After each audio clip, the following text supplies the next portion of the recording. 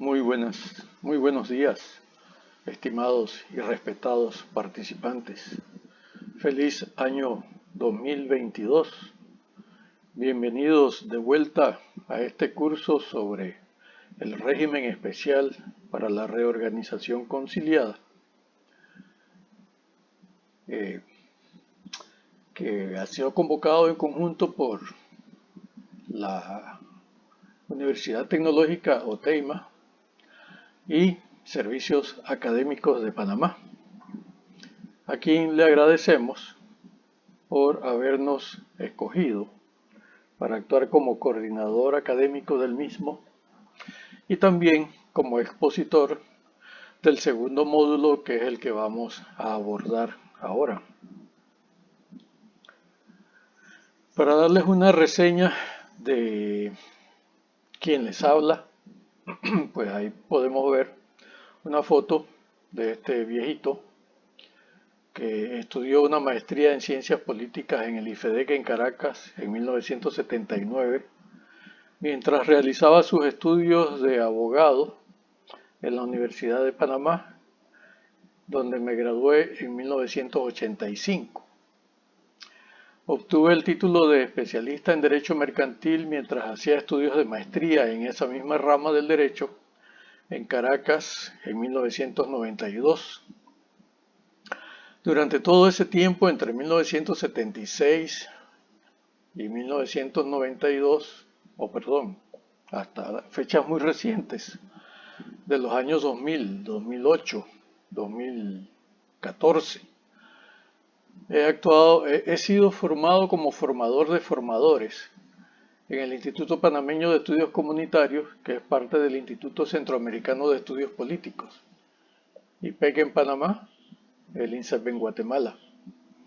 Cuando regresé de Caracas en 1993, ocupé la gerencia general del Grupo Polchepsa, que es un grupo de empresas familiares que invierten en el área de la ganadería, la construcción, la industria metalúrgica de vidrio y aluminio, y también en títulos valores, donde estuve hasta 2014, cuando pasé a formar parte del gobierno como director de la cárcel de David.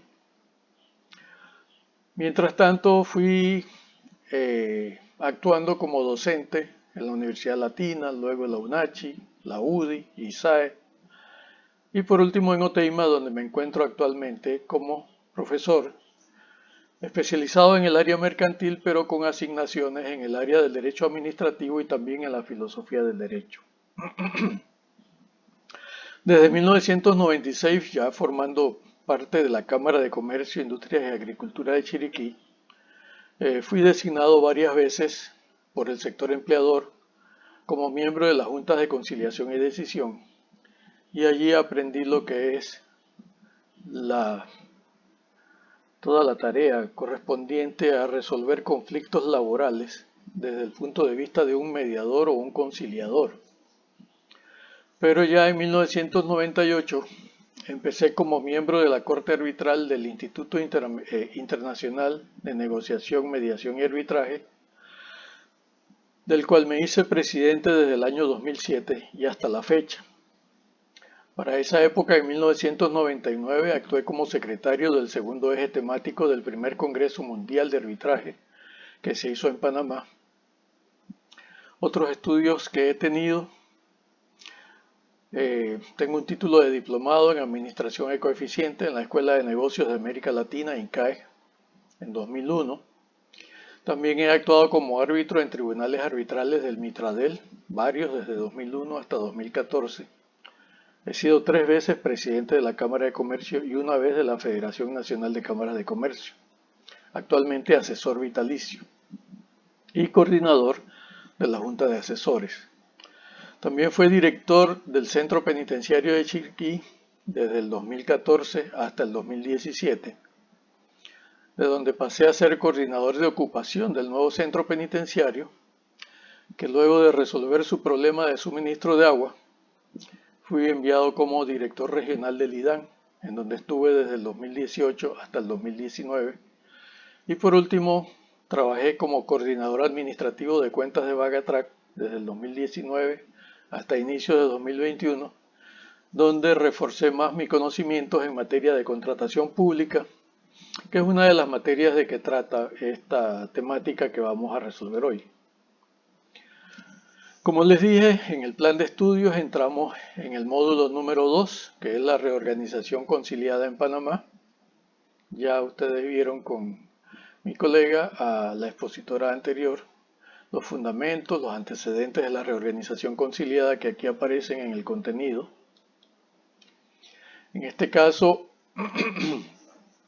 el proceso de reorganización conciliada en Panamá, que es el módulo segundo, tiene una lista de ítems o puntos por tratar, que son los actores, los presupuestos para ser actores, para cumplir con los criterios de legitimidad, las etapas previas al inicio del proceso, que forman parte de esos presupuestos, el inicio formal del proceso, la duración del mismo, las funciones del conciliador, el procedimiento, el contenido del acuerdo, el rol del juez y, por último, la actuación ante el juez. Así pues, esta viene siendo la lista de los temas que vamos a desarrollar en esta exposición, que espero sea de vuestro agrado. Para comenzar con el tema de los actores, tenemos que revisar en primer lugar los artículos 1, 2 y 3 de la Ley 212 de 29 de abril de 2021, ya que en el artículo 1, cuando se refiere al objeto, ya va identificando por un lado a los acreedores, que incluye a los trabajadores, y por el otro lado a las empresas, que son realmente las identificadas como los deudores. Cuando veamos esto en el artículo 2 nos damos cuenta de que los deudores o empresas pueden ser personas naturales comerciantes o sociedades mercantiles inscritas o no. Pero una cosa que hay que verificar aquí es que, por ejemplo, un cliente de un banco que no sea una empresa, que no sea un comerciante como persona natural, que no tenga una actividad mercantil inscrita o no, no puede ser considerada como empresa o como deudor para los efectos de esta ley. Por lo tanto, no tendrá derecho a acogerse al proceso de reorganización conciliada. Un arrendatario de un apartamento que usa para fines de vivienda o residencia frente a su arrendador tampoco puede acogerse a este proceso. Y así sucesivamente habrá clientes de bancos, de financieras, de joyerías, de casas de empeño, etcétera, que no calificarán para formar parte de la lista de lo que se considera empresas. Y además hay un requisito en el artículo 2 que aplica para el efecto de determinar si el deudor es apto o no para acogerse a este proceso, y es que tiene que tener su domicilio comercial, su sucursal, su agencia o su establecimiento en la República de Panamá. O sea que ninguna empresa que tenga como acreedor a cualquier entidad en la República de Panamá, que según el artículo 3 sea una persona natural o jurídica, nacional o extranjera, que tenga un crédito frente al deudor, si este deudor no tiene su domicilio comercial, ni su sucursal, ni su agencia o su establecimiento en la República de Panamá, aunque su acreedor esté en Panamá, tampoco es considerado apto para acogerse al proceso de reorganización conciliada. Y por último, pues, en el tema de los acreedores, cuando todos estos se juntan, se le llama junta de acreedores y tendrán legitimidad para actuar y decidir la mayoría absoluta que integren la totalidad del pasivo de la empresa deudora. De ahí pasamos a los presupuestos. Como vimos en el artículo 2, ahí tenemos que ver los numerales 1, 2 y 3. No, en realidad no son numerales, son separatas que acabo de hacer. Primero, lo que ya establecimos en la exposición anterior sobre los actores, que se refiere a la cuestión del domicilio en la República de Panamá. Pero también es bueno notar que de acuerdo con el artículo 5 de la Ley 12 de 2016, no pueden formar parte de esta lista los entes de derecho público ni las empresas que tengan el 51% o más de capital en propiedad del Estado panameño, ni los bancos, ni las aseguradoras, ni las prestadoras de servicios públicos. Otra situación que debe ser considerada para efectos de acreditar la legitimidad de personería pasiva en este proceso es que el deudor debe estar en situación de cesación de pagos, es decir, que ya haya establecido un estatus legal de suspensión de los pagos, o bien que se encuentre en una situación de insolvencia inminente, o sea que pronto va a quedar insolvente, pronto va a quedar sin liquidez para hacer frente a sus responsabilidades, o bien ya tiene la previsión de esta situación, que es la falta previsible de liquidez. Liquidez significa tener dinero en efectivo, tener de dónde sacar dinero para pagar lo que se debe.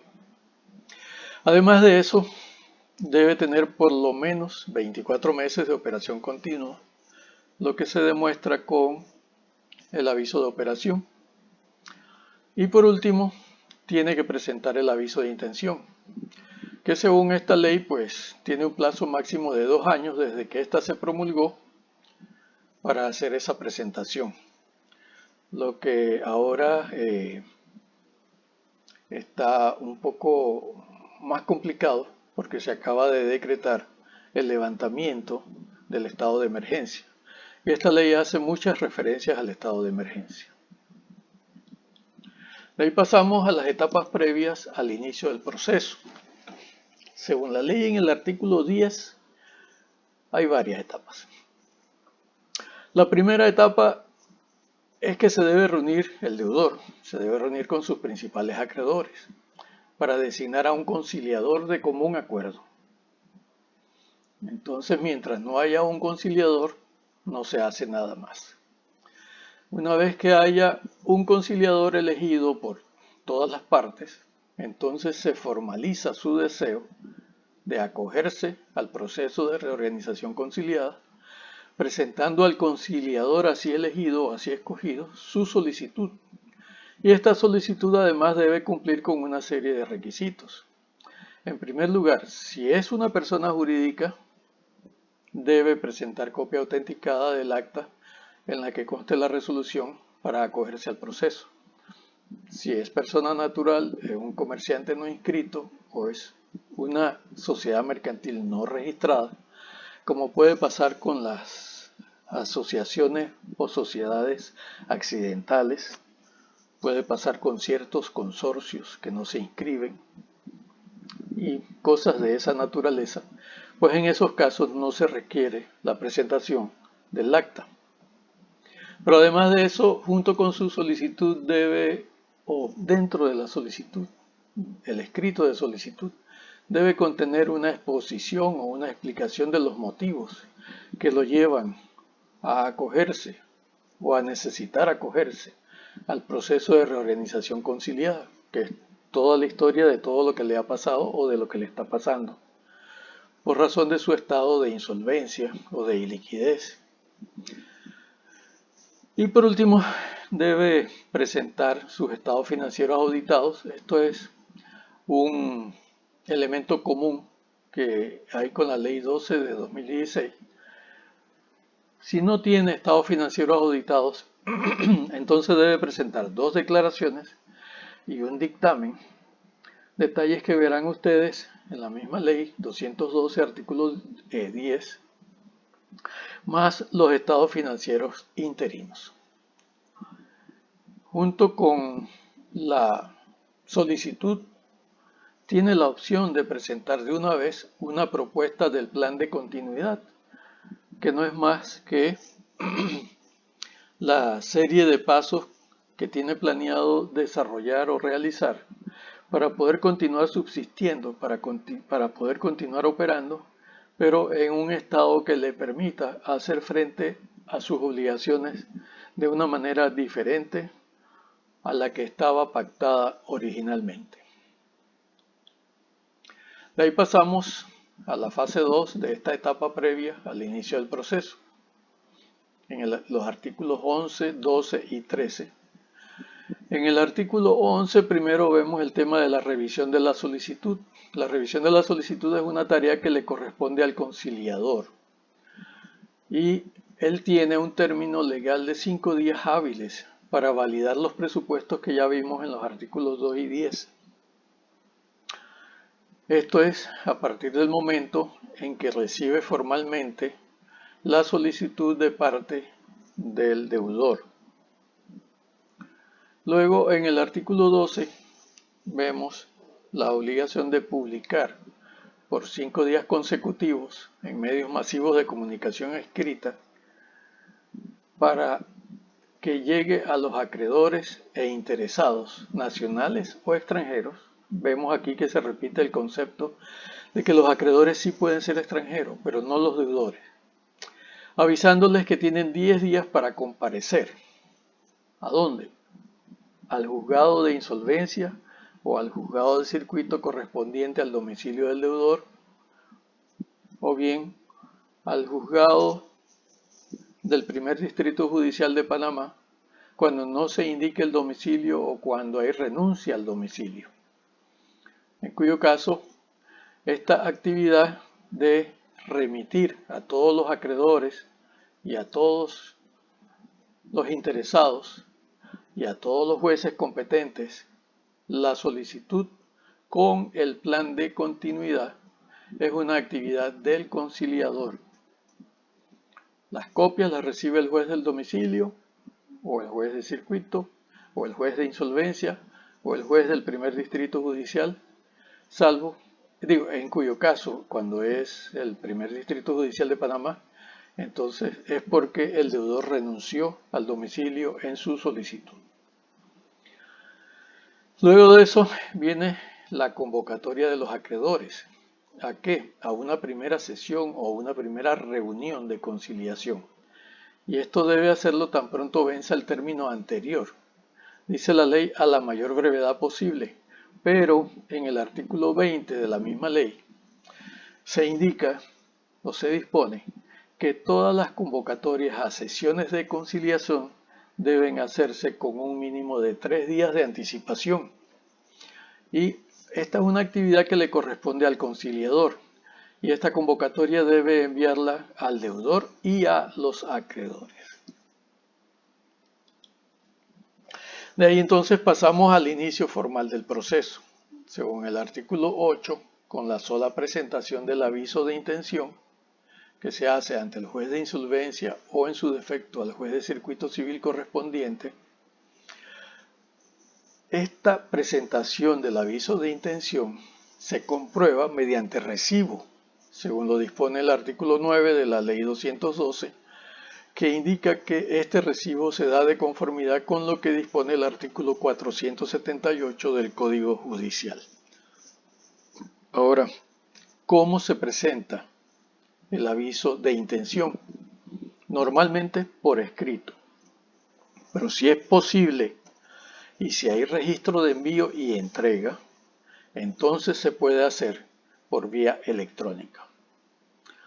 Y en este tema del inicio formal pues hay una diferencia con lo que dispone la Ley 12 de 2016 en el artículo 31. Y es que se le exime al deudor de presentar los documentos requeridos por el artículo 31 de aquella ley en materia de insolvencia, que son requisitos parecidos a los que se piden en la Ley 212, pero un poco más larga la lista. La Ley 212 es bastante más flexible que la Ley 12 de 2016 en este tema.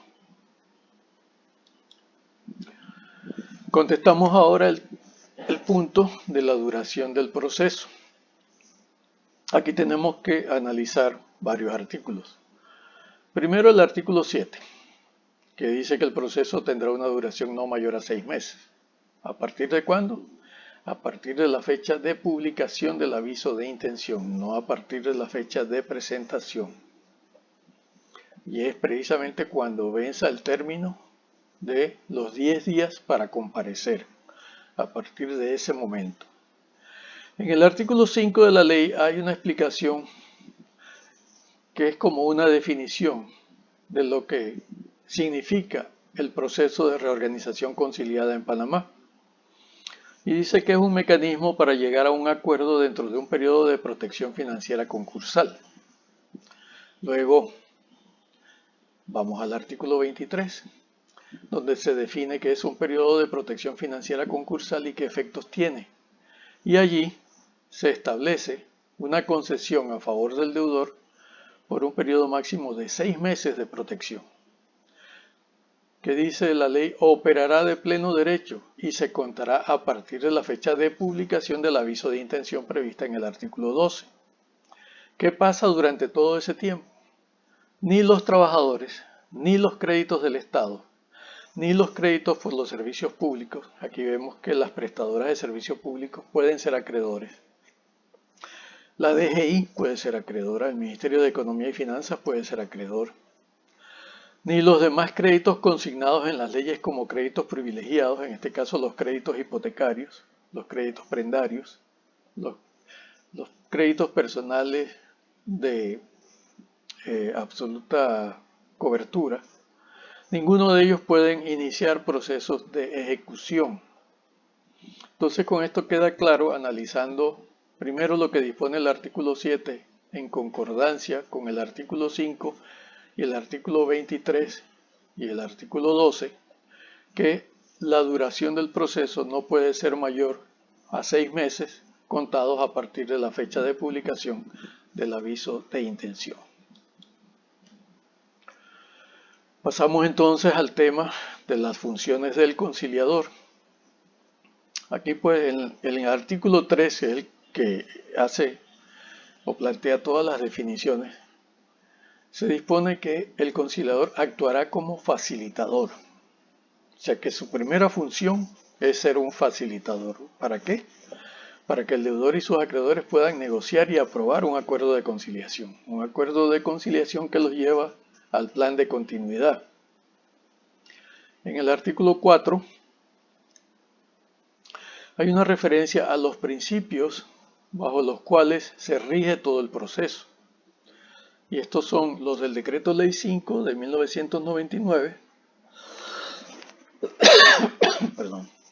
que se refiere a la ley de arbitraje, conciliación, mediación, etc.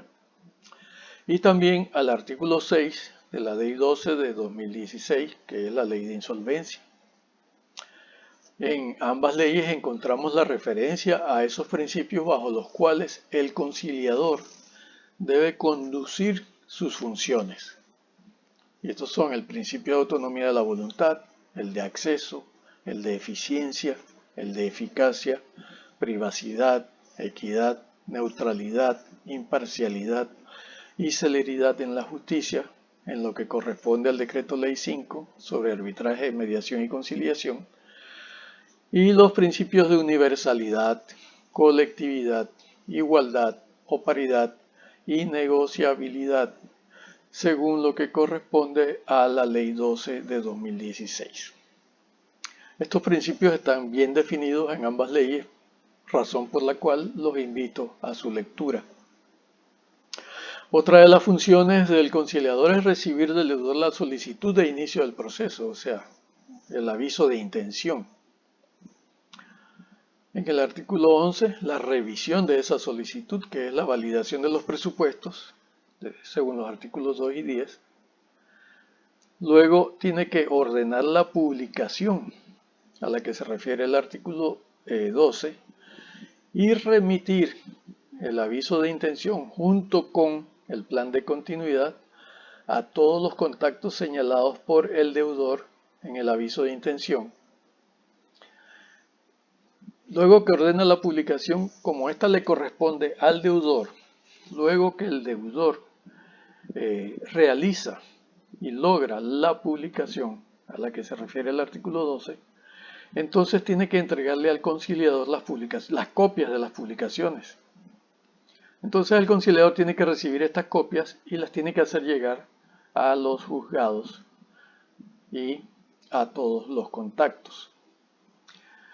Una vez que se cumple el término de la publicación, entonces debe convocar a la primera sesión, que ya sabemos debe ser con una anticipación no menor a los 3 días. Y por último, los invito a ver el artículo 14 de la Ley 212, donde están o donde aparecen las demás funciones debidamente detalladas. Vamos entonces al procedimiento. Aquí pues las normas del procedimiento deben, en los pasos que hay que dar durante el procedimiento, hay que acatar los principios que están mencionados en el artículo 4, pero solamente en lo que es aplicable a conciliación, no a ningún otro medio alterno de solución de conflictos, no a la mediación, no al arbitraje, única y exclusivamente a conciliación, según lo dispone el numeral 6 del artículo 3 de la ley. En el procedimiento, entonces, actuando bajo esos principios, se comienza con la designación del conciliador y opcionalmente un experto financiero, que está mencionado en el artículo 5. Se hace la verificación de presupuesto, que es lo que llamo la legitimatio ad causam o la legitimación de causa, que es la demostración del interés legítimo que tienen tanto el deudor como los acreedores para participar en el proceso, para ser reconocidos como partes dentro del proceso. Luego viene la actuación del deudor, que es la presentación del aviso de intención según se dispone en el artículo 8, y el acto de darle el recibido, de acusar recibo de este aviso de intención, como está dispuesto en el artículo 9. Pasamos entonces a las etapas previas que están definidas en el artículo 10, la revisión del artículo 11, la publicación del artículo 12, la convocatoria del artículo 13 y el funcionamiento de las reuniones de conciliación o las sesiones de conciliación, que está descrito en los artículos 14 y 19.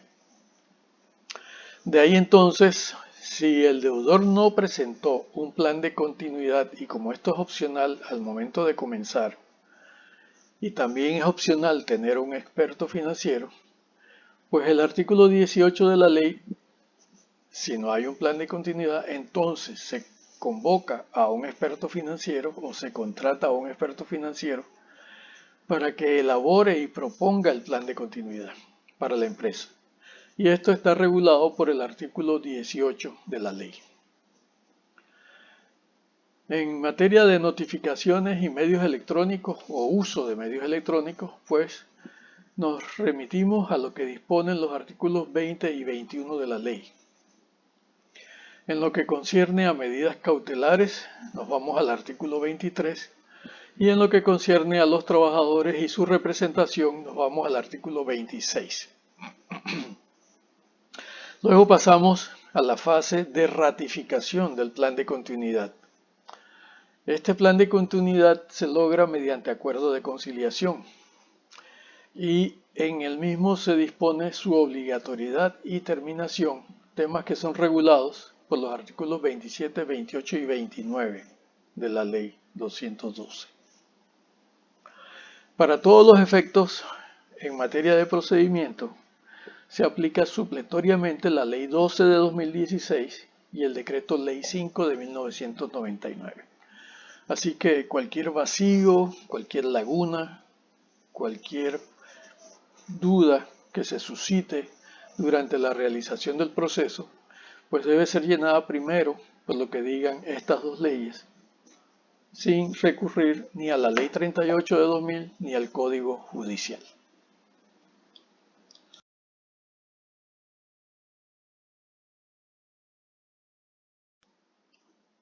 Pasamos entonces a lo que es el contenido del acuerdo.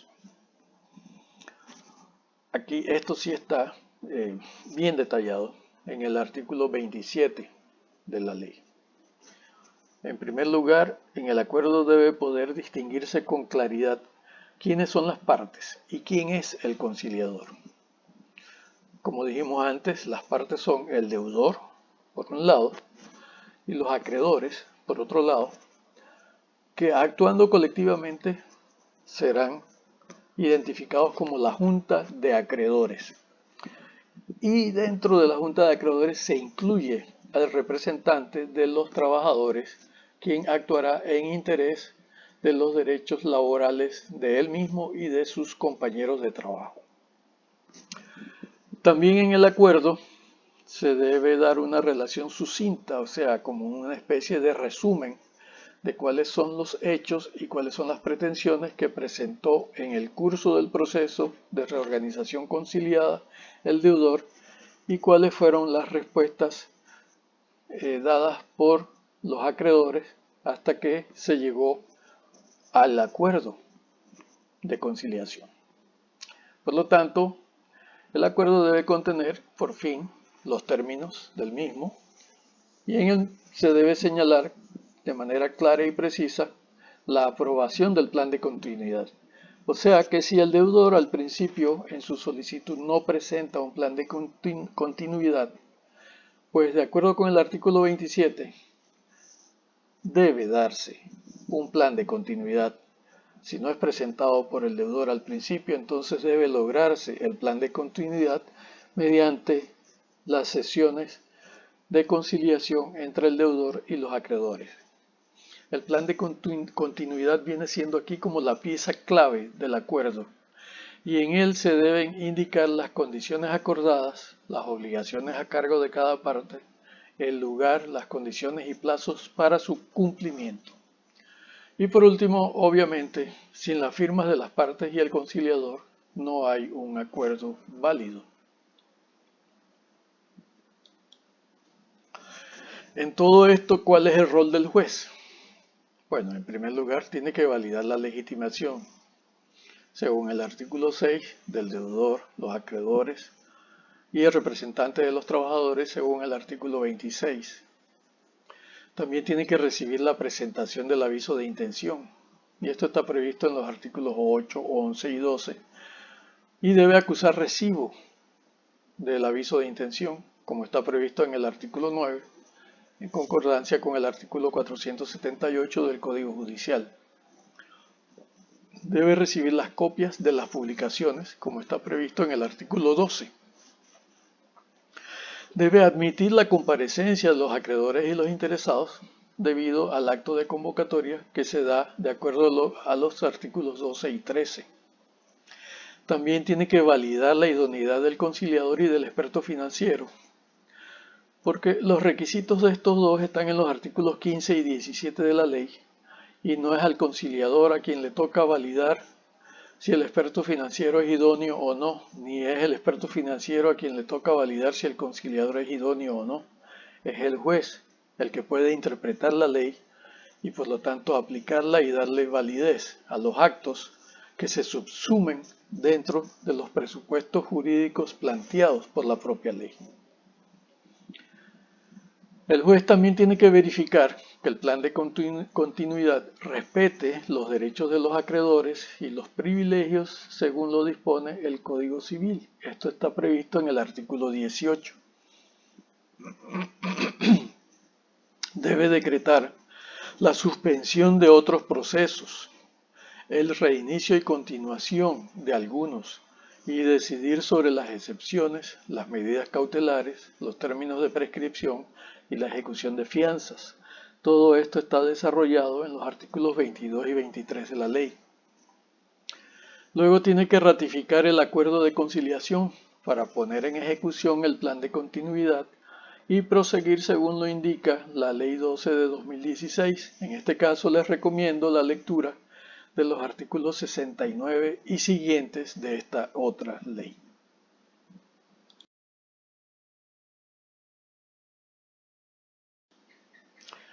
Pasamos entonces, ¿cuál es la actuación de las partes ante el juez? En primer lugar, si tú quieres ser reconocido como deudor, si quieres ser reconocido como acreedor, si quieres ser reconocido como experto financiero, si quieres ser reconocido idóneo como conciliador, tienes que cumplir con los requisitos de la ley según lo disponen los artículos 6 y 26 respecto a deudor, acreedor y representante de los trabajadores. El deudor tiene que entregar el aviso de intención según lo disponen los artículos 8, 11 y 12 y pedir el recibo. También tiene que entregar las copias de las publicaciones al conciliador, que el conciliador a su vez debe hacer llegar a los jueces o al juez. Los acreedores y los interesados tienen que comparecer a la convocatoria que se hace por vía del juzgado. El conciliador y el experto financiero tienen que sustentar su idoneidad según lo disponen los artículos 15 y 17. El deudor y la junta de acreedores tienen que presentar un plan de continuidad que respete los derechos de los acreedores y los privilegios según el Código Civil. ¿Y quién más para verificar si se cumple o no se cumple con la ley? Es el juez, el que interpreta la ley, pero le corresponde a las partes hacer su presentación, hacer su solicitud y actuar ante el juez para esos efectos. Luego, los interesados tienen que realizar todas las actuaciones necesarias para la suspensión de otros procesos, para el reinicio y continuación de algunos, para que el juez decida sobre las excepciones, las medidas cautelares, los términos de prescripción y la ejecución de las fianzas, como está previsto en el artículo 22 y 23. Y por último, los interesados, los acreedores, el deudor, tienen que solicitar ante el juez la ratificación del acuerdo de conciliación para poner en ejecución el plan de continuidad y proseguir según lo indica la Ley 12 del 2016.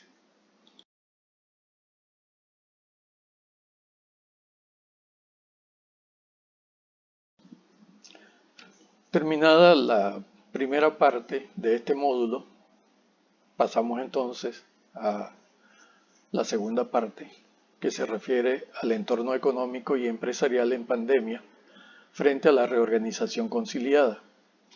Y en esto pues vamos a darle, con mi experiencia como presidente de Fede Cámaras, el enfoque empresarial económico, no así el enfoque contable, pues para los efectos del enfoque contable me remito a lo que dispone la primera parte en cuanto a los requisitos que deben ser cumplidos cuando se presenta el aviso de intención. Me refiero a los estados financieros interinos, las declaraciones, etc.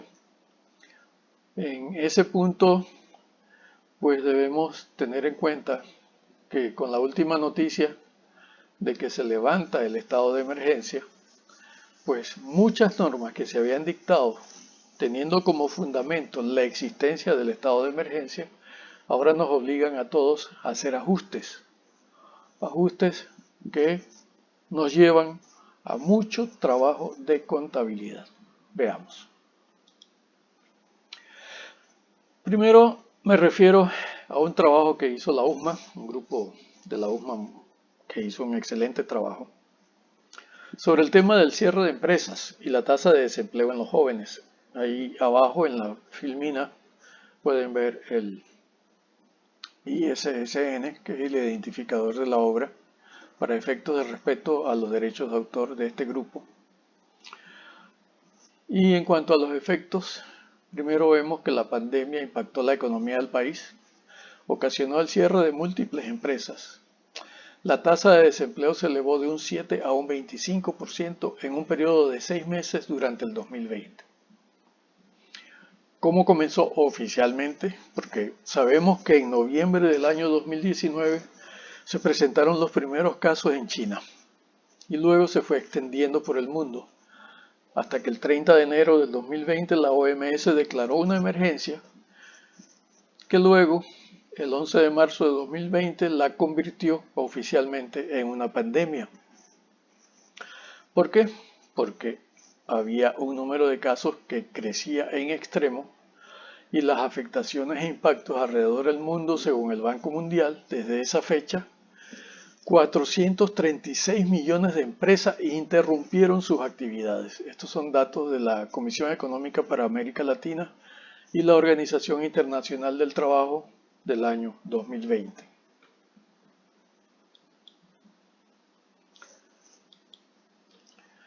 Las restricciones a la movilidad, o sea, la cuarentena, afectaron actividades de esparcimiento, actividades de ocio, redujeron la movilidad en parques, en las estaciones de transporte, en las tiendas, en los establecimientos comerciales dedicados al entretenimiento y el ocio. En menor proporción, la movilización hacia los lugares de trabajo se redujo un 38%, la actividad de transporte un 45%, la actividad de supermercados y farmacias 20%, la actividad de tiendas y ocio 44%, o sea, casi la mitad de la economía se paralizó. Esto es un efecto catastrófico y es lo que nos lleva a la situación que motiva la expedición de esta ley 212.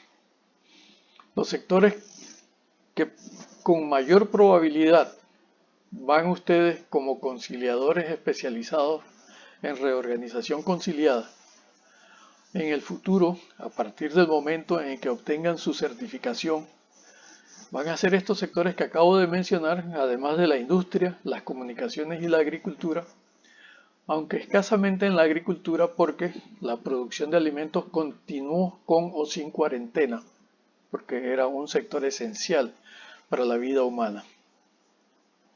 En el sector terciario, fíjense que el sector terciario aporta el 65% del PIB en Panamá y ocupa el 67.2% de la población económicamente activa. O sea que 7 de cada 10 personas en Panamá depende del sector terciario.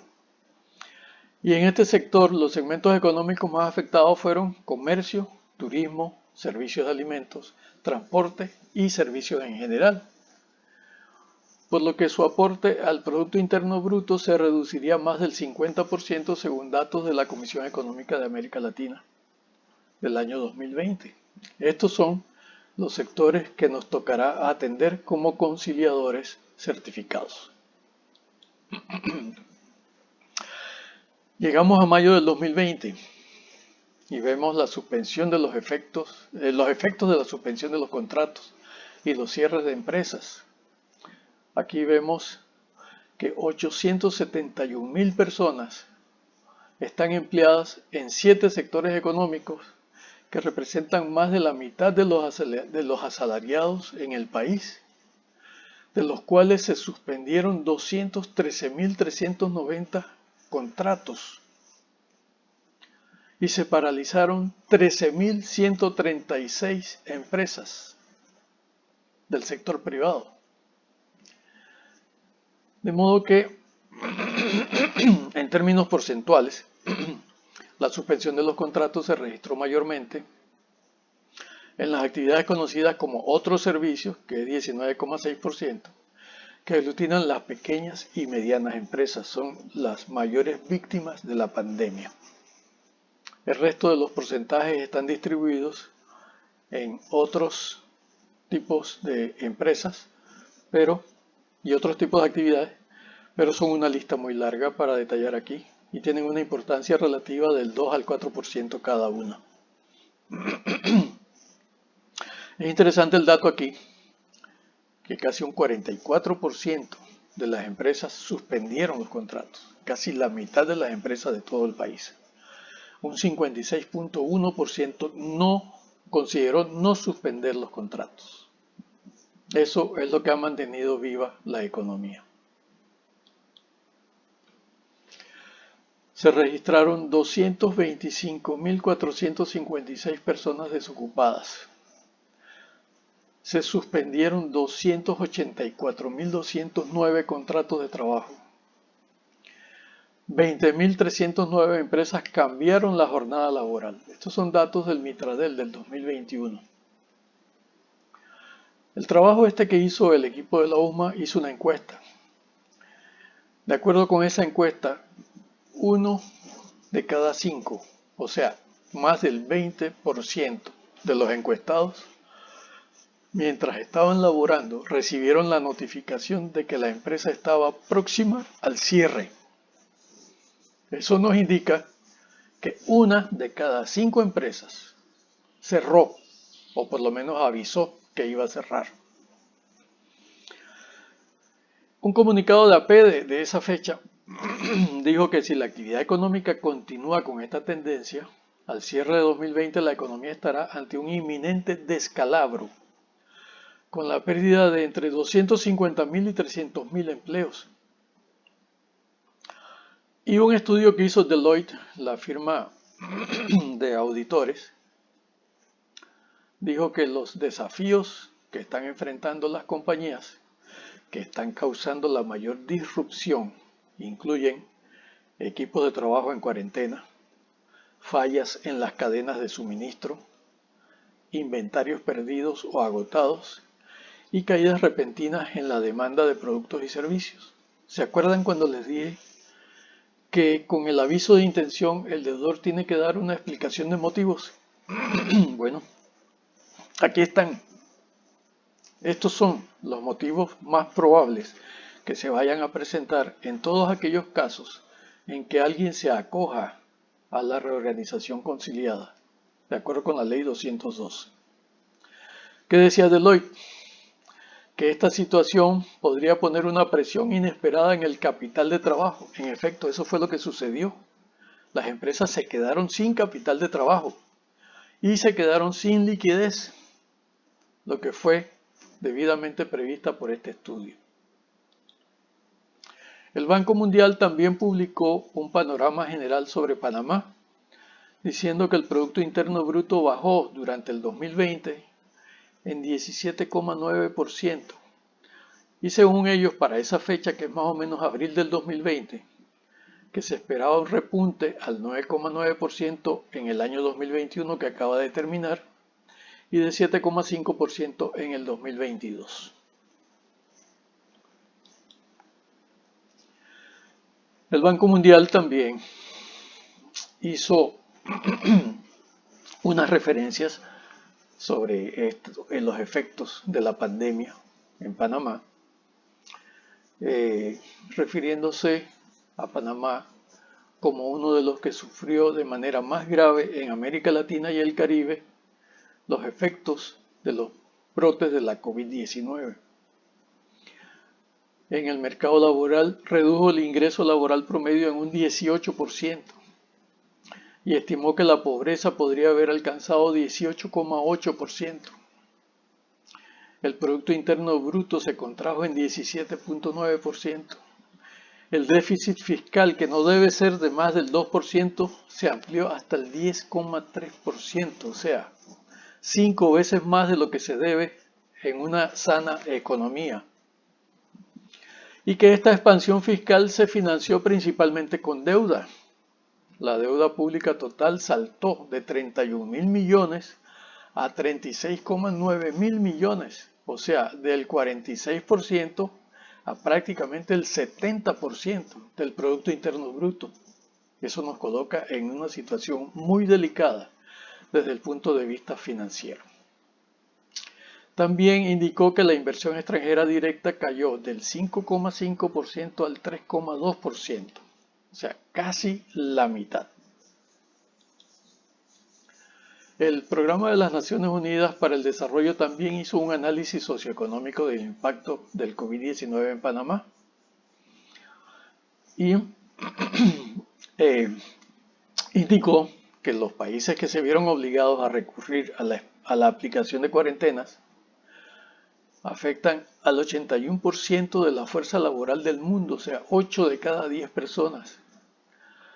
Y que la mayoría de los pronósticos creen que esta crisis es la más grande desde la Gran Depresión de 1929, histórica. Los pronósticos apuntan a una caída del comercio global de entre 13 y 32%, especialmente fuerte para el comercio de servicios, y que para efectos de Panamá existe mucha incertidumbre y una recuperación rápida no es alentadora. ¿Por qué? Porque las exportaciones y las importaciones a nivel mundial, en especial las mercancías que transitan por el Canal de Panamá, con una reducción entre el 20 y el 45%, van a reducir fuertemente el tránsito por el Canal de Panamá. El Centro Nacional de Competitividad, que es una oficina creada dentro de CONEP con participación de Fedecámaras y otros sectores empresariales, también hizo su estudio, hizo un monitoreo. Según ese estudio, el 50% más de las empresas, sin importar su tamaño, reflejó menores niveles de ventas y de ganancias con relación al 2018. Y las proyecciones de ventas para el 2020 en todos los sectores, en todos los segmentos, supusieron una disminución. Para las microempresas, del 61 al 80% menos que en 2019.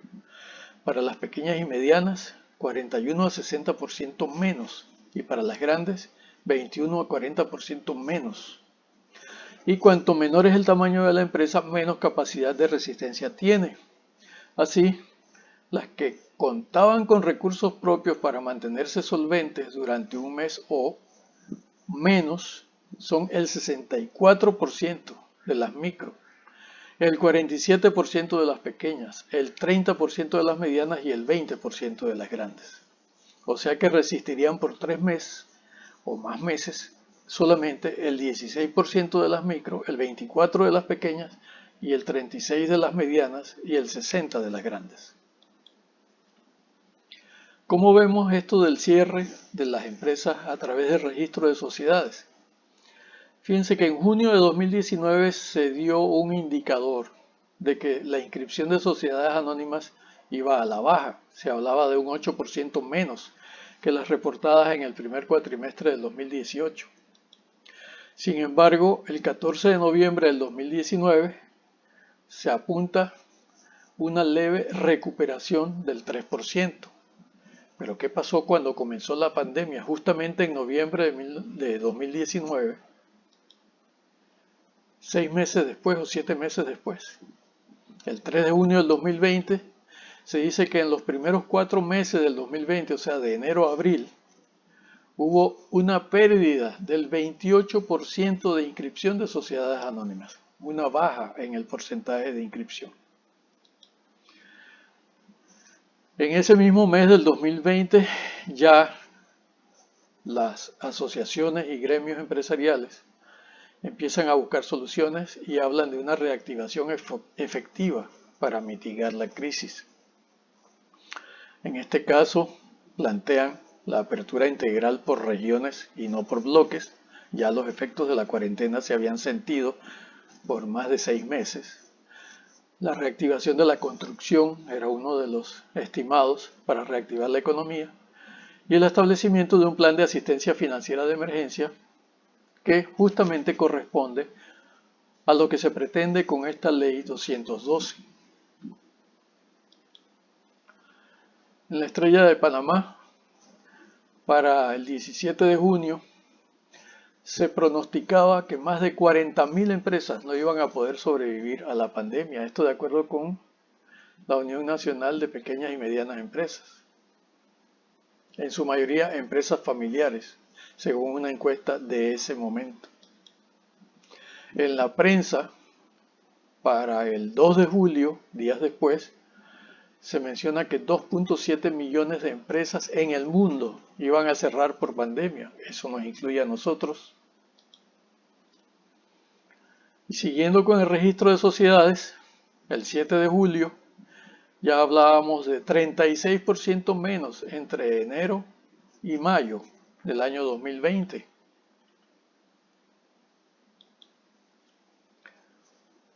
Cuando vamos a agosto, en el primer semestre de enero a junio del 2020, 35% menos. O sea que los índices de caída siguen registrándose. ¿Qué se plantea entonces para octubre del 2020? Que lo que viene son fusiones y adquisiciones a causa de la crisis. Durante 2021 lo más probable es que nos vamos a encontrar con alianzas empresariales y ventas de compañías que van a aumentar, especialmente en los sectores más dañados. ¿Cuáles son esos sectores que ustedes van a tener que atender? Turístico, hotelería, restaurantes, entretenimiento, educación privada obviamente, e inmobiliario. Ese es su mercado. En noviembre del 2020 hablábamos de una cartera bancaria que había caído en un 46% de enero a septiembre del año 2020. Dice 46 el titular, pero en el dato de Central America Data, que creo que cometió un error aquí, aclara que es el 49% menos, o sea, prácticamente la mitad de los préstamos que se habían dado durante el 2018 ya no se están dando en el año 2019. Pero estos datos se descubrieron en noviembre del 2020. Las asociaciones y gremios empresariales hacen una observación en enero del 2021. Dicen que todavía en los negocios hay desconfianza y hay incertidumbre, y que aunque se hayan flexibilizado las restricciones, los consumidores continúan dando muestras de desconfianza, y este comportamiento puede presionar a la baja los gastos en productos, es decir, el consumo.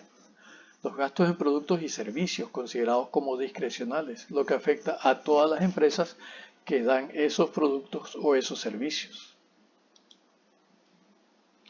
El 8 de marzo de 2021, ya el sector bancario, que esto incluye a bancos, cooperativas y financieras públicas y privadas, decían que esperaban que no se extendiera la moratoria, ya no se aguantaba. En marzo de 2021, los préstamos nuevos seguían con números malos, 35% menos a lo reportado en igual periodo del 2020, casi la mitad. En abril de 2021, las sociedades anónimas seguían con inscripciones bajas, 11% menos que las reportadas en igual periodo en el año 2020. Vamos al 15 de junio de 2021, donde se recogen datos de abril de 2020, comparados con el mismo mes del 2021, y se determina o se detecta que el crédito corporativo disminuyó 16% en ese mismo periodo entre un año y el otro. Aquí viene una noticia contradictoria porque Mitradel hace una declaración diciendo que el desempleo en Panamá alcanzará el 20%, ya iba como por el 18%. Esto fue en julio de 2021. Mientras tanto, ya con ese anuncio del Mitradel se expide la ley 212, que es nuestro objeto de estudio en este momento, que tiene como justificación lo que dice abajo en la filmina: muchas empresas han tenido dificultades para hacer frente a deudas y obligaciones, dando como resultado que muchas hayan decidido cerrar sus negocios. De repente en octubre sale una noticia de una encuesta que hizo el Instituto Nacional de Estadística y Censo, el INEC,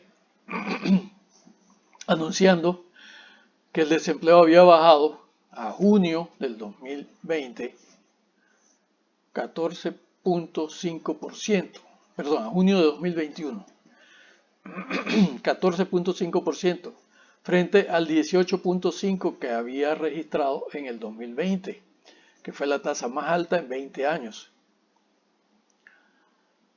Allí se indica que la población desocupada disminuyó a 281.634 personas frente a 371.567 que estaban desocupados según la encuesta del mercado laboral del año 2020. EMLT significa Encuesta Mercado Laboral Telefónico. También se hace mención de la informalidad. Dice que se situó en 49.9%, mientras que en el 2020 era 52.8%, lo que indica una leve baja.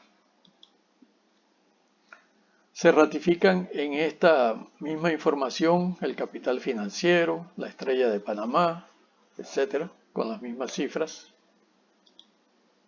Pero el Panamá América dice que no, que estas cifras están fuera de la realidad y nos presenta la gráfica de el comportamiento del desempleo desde el año 2000 en adelante hasta el año 2021, con esa tremenda baja de repente de un mes para otro. Eso de verdad que parece inconcebible. Por último, ya en diciembre de este año que pasó, el 15 de diciembre, se registra una tasa del 11,3%. ¿Eso a qué fecha? A octubre del año 2021. Eso pues obviamente mejora lo del 18,5% de septiembre del 2020, pero está todavía lejos del 7,1% de agosto del 2019, que es la medición prepandemia.